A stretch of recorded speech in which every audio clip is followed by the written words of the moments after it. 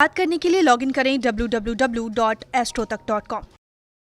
मित्रों नमस्कार, मैं हूं आपका मित्र कमल नंदलाल और मैं आप सभी दर्शकों का हार्दिक अभिनंदन करता हूं एस्ट्रो तक की खास प्रस्तुति कमल नंदलाल के महा उपाय जो आपके जीवन को सरल, सुगम और सफल बनाए, सिर्फ एस्ट्रो तक पर। तभी तो आपसे कहता हूं कि एस्ट्रो तक को लाइक करें, सब्सक्राइब करें। और कमल नंदलाल तो ये कहता ही है कि शेयर तो बनता है, क्योंकि आपका एक शेयर बहुत बड़ा काम करता है। आपका एक शेयर आपके जीवन में तो सुख, समृद्धि और सौभाग्य लेकर आता है, लेकिन आपका एक शेयर जो आप शेयर कर रहे हैं, वो जो देखने वाला व्यक्ति, उसके जीवन से दुख, दुर्भाग्य और दरिद्रता को मिटा देता है। कितने बड़े पुण्य का काम करता है ये शेयर।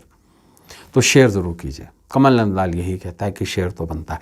और ख़ास बात क्या, अगर आप मेरी सेवाएं लेना चाहते हैं, अपनी कुंडली दिखाना चाहते हैं, अपनी कुंडली का विवेचन कराना चाहते हैं, अपनी कुंडली दिखाकर कुछ प्रश्न पूछना चाहते हैं, किसी समस्या का हल चाहते हैं, अपने घर का, ऑफिस का, अपनी इंडस्ट्री का वास्तु दिखाना चाहते हैं, या किसी बड़ी उलझन में फंसे हुए हैं मित्र जिसका समाधान चाहते हैं, तो सीधा आ जाइए www.astrotak.com। ये हमारी वेबसाइट है, इस पर आइए, सीधा मेरे प्रोफाइल पर आइए, सर्विस सिलेक्ट कीजिए और वहीं से ही मुझे कॉल मिला लीजिए। मुझे आपके कॉल का इंतज़ार रहेगा। तो चलिए अब बढ़ते हैं आगे, और कमल नंदलाल के महा उपाय में विशेष आज हम बहुत ही खास विषय पर डिस्कस करेंगे। हल्दी का एक खास उपाय जो सभी इच्छाओं को पूरी कराए। सभी इच्छाएं, सभी मनोकामनाएं, मन की जितनी इच्छाएं हैं वो पूरी हो सकती हैं। अब आप भी पूछेंगे पंडित जी कैसे, हल्दी तो हम रोज़ खाते हैं। बिल्कुल खाते हैं। देखिए, हल्दी के बारे में कुछ आपको इन्फॉर्मेशन देता हूँ। हल्दी को कहा गया है हरिद्रा। इसका संबंध हरि से है। हरि यानी जगन्नाथ, हरि यानी भगवान विष्णु, पालक, और इन्हें श्री भगवान कहा गया है। देखिए, संसार को 3 चक्र चलाते हैं, ब्रह्म, हरि और हर। ब्रह्मा उत्पन्न करते हैं, भगवान हरि यानी कि विष्णु उसका पालन करते हैं, और भगवान शंकर हरते हैं, हर लेते हैं। दुख, दारिद्र, दुर्भाग्य, दारिद्रता सब कुछ हर लेते हैं। ऐसे में हरिद्रा एक विशेष औषध है, एक विशेष बृहस्पति का प्रोडक्ट है, जो दुर्भाग्य को दूर करता है और सौभाग्य जगाता है, और आपकी हर इच्छा को पूरी करता है। इच्छा का कारण धन से भी हो सकता है और किसी भी कामना से हो सकता है, और ये सारी चीज़ें लक्ष्मी के हाथ में हैं। और लक्ष्मी के नाथ कौन है? स्वयं हरि।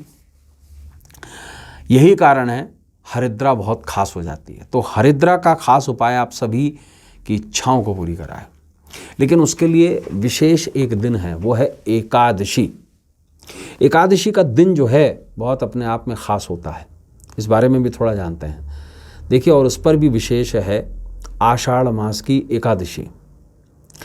आषाढ़ मास के शुक्ल पक्ष की एकादशी को देवशयनी एकादशी कहा जाता है। इसे पद्मनाभ एकादशी भी कहते हैं, और कई लोग इसे हरिशयनी एकादशी भी कहते हैं। पुराणों के अनुसार इस दिन श्री हरि 4 महीने के लिए बलि के द्वार पर पाताल लोक में निवास करते हैं, और एक दूसरी थ्योरी है कि इस 4 महीने में हरि शयन करते हैं, क्षीर सागर में शयन करते हैं। इसी दिन से चौमासे का प्रारंभ भी हो जाता है, चतुर्मास शुरू हो जाता है, चौमासा, चतुर्मास। इन 4 महीनों में श्री हरि के शयन के कारण विवाह आदि कोई भी शुभ कार्य नहीं किया जाता। एटलीस्ट भारत के जो line of tropic of cancer से लाइन ऊपर है, वहाँ पर शुभ काम नहीं किए जाते। कई जगह किए भी जाते हैं। कुछ वर्ग, ऐसा नहीं है कि इसे सभी मानते हैं, लेकिन कुछ वर्ग इसे मानता भी है। यह 4 महीने भगवान विष्णु की निद्रा का काल माना जाता है, और इसे इन दिनों में तपस्वी जितने भी हैं वो भ्रमण नहीं करते, वह एक ही स्थान पर रहकर तपस्या करते हैं। इन दिनों में केवल ब्रज की यात्रा की जाती है, क्योंकि ऐसा माना जाता है शास्त्रों में, और वैष्णव धर्मावलंबी ये मानते हैं कि इन 4 महीनों में भूमंडल यानी कि पृथ्वी के समस्त तीर्थ ब्रज में समा जाते हैं। ये सिर्फ वैष्णव मानते हैं, स्मारत नहीं मानते इस बात को, और ना ही देवी विलंबी मानते हैं, शाक्त भी नहीं मानते, शैव भी नहीं मानते, स्मारत भी नहीं मानते, लेकिन वैष्णव धर्मावलंबी ये मानते हैं। लेकिन सभी एक बात ज़रूर मानते हैं कि भगवान विष्णु की एब्सेंस में शादी, गृह प्रवेश जैसे कर्म नहीं किए जाते, लेकिन कुछ लोग करते हैं, श्रावण में भी करते हैं, बाकी सब जगह भी करते हैं।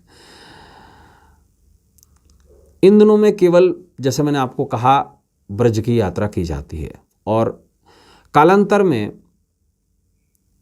देवऋषि नारद को ब्रह्मदेव ने पद्मनाभ एकादशी का महात्म सुनाया था, और इसी खास दिन की विशेषता है।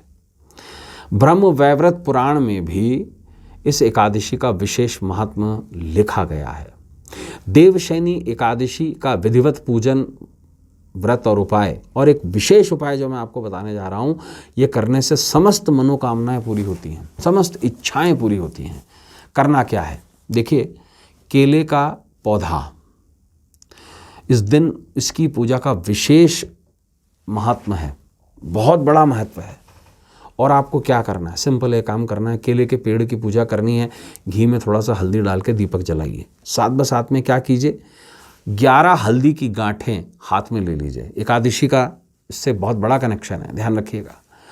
और ये हाथ में लेकर के केले के पेड़ की पूजा करने के बाद में 11 परिक्रमा लगाइए पेड़ पे, केले के पौधे की, हल्दी की गांठें हाथ में लेकर। और जब आपकी परिक्रमा खत्म हो जाए, पूजा पूरी हो जाए, और विशेष रूप से इस समय पर एक मंत्र का जाप निरंतरता से करते रहिएगा, वो है ओम पद्मनाभाय नमः। विष्णु पुराण का ये मंत्र है, और यही मंत्र ब्रह्म वैवर्त पुराण में भी दिया हुआ है, ओम पद्मनाभाय नमः। संभव हो अगर आपसे, तो भगवान विष्णु की शेष शैया पे सोई हुई फोटो भी केले के पेड़ पे रख लें, बहुत ही विशेष फल मिलेगा उससे। और केले के पेड़ की हल्दी की 11 गांठें लेकर के 11 परिक्रमा लगाइए क्लॉकवाइज, और उसके बाद में ये जो 11 हल्दी की गांठें हैं किसी भी विष्णु मंदिर में चढ़ा दीजिए। और इस पूरे प्रयोग में अपने मन ही मन में जो आपकी एक इच्छा है, सात्विक इच्छा, ऐसा नहीं हो कि कोई तामसिक इच्छा हो, नहीं, सात्विक इच्छा कोई भी आपकी हो, उसे मांग लीजिएगा। आश्वस्त करता हूँ वो मनोकामना, वो आपकी वो इच्छा 100% पूरी होगी। तो मित्रों, आज के लिए बस इतना ही। कल आपसे फिर मुलाकात होगी, तब तक देखते रहें श्रोता, और अपने मित्र कमल नंदलाल को इस उम्मीद के साथ इजाज़त दीजिए कि हम सभी का आने वाला कल सुरक्षित हो, सफल हो, सक्सेसफुल हो और स्वर्णिम हो। इजाज़त दीजिए, कल फिर मुलाकात होगी आपसे। नमस्कार, नमः शिवाय।